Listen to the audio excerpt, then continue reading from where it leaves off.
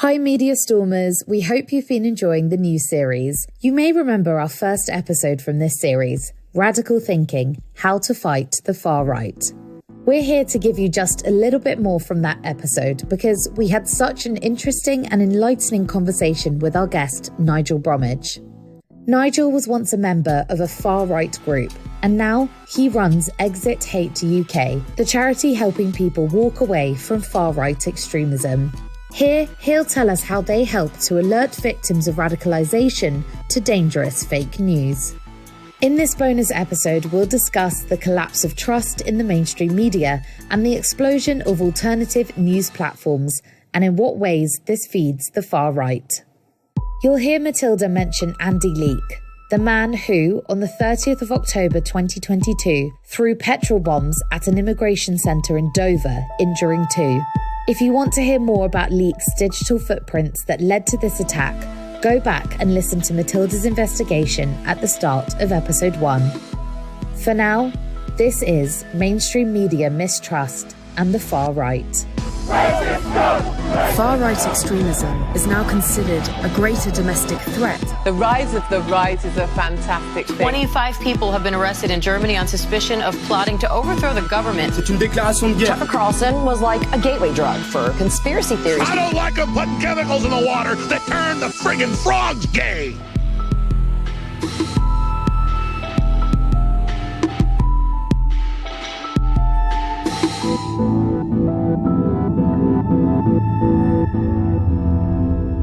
A big factor in the rise of extremism is the collapse of trust in mainstream media news outlet, which has seen this explosion of alternative news platforms, many of which espouse extremist ideas or just peddle fake news for profit. And there's a lot of factors behind this. Like, we have seen a concerted smear campaign by leaders like Donald Trump or Jair Bolsonaro in Brazil, who have accused journalists questioning their policies of fake news or who blame mainstream media conspiracies for their fall from power. But do you think that the media holds any blame in the lack of trust that is held in it by so much of the population, and for causing people to turn to these kind of alternative platforms and wild conspiracy theories instead? We will always say fact check everything. When we're taking somebody on a mentoring journey, we will literally sit them down with, many, many newspapers. Often we'll sit there with an iPad and go through 10 newspapers to check a story. And we'll say, okay, this is now about you then learning the skill to critically analyse this and find the truth between the 10, newspaper articles.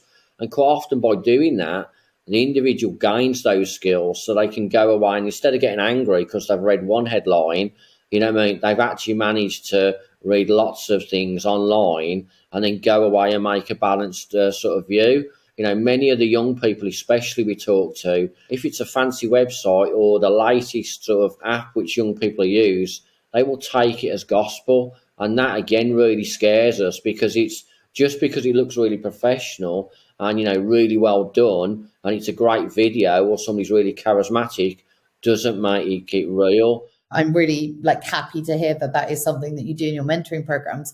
On that thread though, then, are you ever worried about the kind of explosion of these alternative TV news channels, especially like GB News or Talk TV? They were kind of the first of their kind in the UK. They turned to this more sort of Fox Newsy style of opinionated news, like no more traditional news bulletins, creating these very easily clippable debates that go viral on social media. And I think the thing about them, as you said, is that we're kind of all watching GB News and hearing their talking points, even if we don't know it, because they don't really necessarily care about getting the news to the people. They are kind of more focused on taking down their ideological opposites, about stirring up a frenzy against the more traditional news outlets, but then dressing it up as news. So suddenly really quite radical or right-wing ideologies become just another opinion, but they're under this banner of news, and so they become newsworthy. And that really scares me. I don't know if that scares you. Yeah, because that 30-second clip can basically make somebody make a decision there's lots of platforms, lots of news outlets which really look impressive and sharp and are attractive. The music's good, when it's cut down put onto whatever social media platform. And that 30-second clip could be the last nail in somebody's coffin to going, that's it, of making a decision. I'm going to stand up. I'm going to do something. And it's like media companies have all got to take responsibility. And I would always advise a journalist to think about everything that's released. Imagine what would happen if that got to the wrong person. Could this impact somebody to do a negative activity which is going to harm society? And if it is, re-edit it. Society is at a difficult time now, and extremists will take advantage of any one line, any comment, and it doesn't matter whether it's a politician, somebody in the news, a celebrity. That one sentence can change people's views and then have an effect for years. And we actually have evidence of that, because if you look at the digital footprint of Andy Leak, as we do in this episode, if you look at the content that he was posting, that he was resharing just weeks, days before he threw a petrol bomb at the migrant centre in Dover, he was retweeting GB News clips. He was retweeting Daily Mail articles.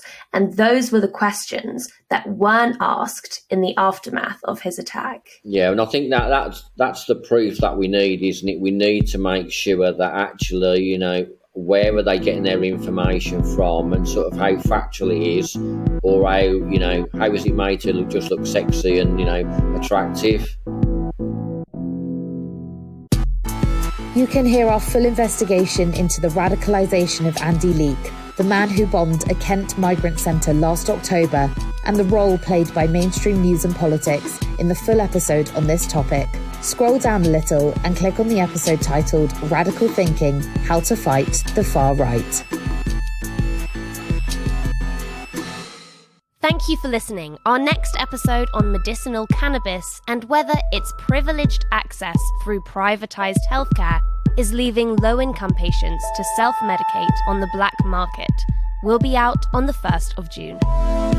Follow MediaStorm wherever you get your podcasts so that you can get access to new episodes as soon as they drop. If you like what you hear, share this episode with someone and leave us a 5-star rating and a review. It really helps more people discover the podcast, and our aim is to have as many people as possible hear these voices. You can also follow us on social media at Matilda Mal, at Helena Warrior, and follow the show via @MediaStormPod. Get in touch and let us know what you'd like us to cover or who you'd like us to speak to. MediaStorm is an award-winning podcast produced by Helena Warrior and Matilda Mallinson. It came from the House of the Guilty Feminist and is part of the ACOS Creator Network. The music is by Samfire.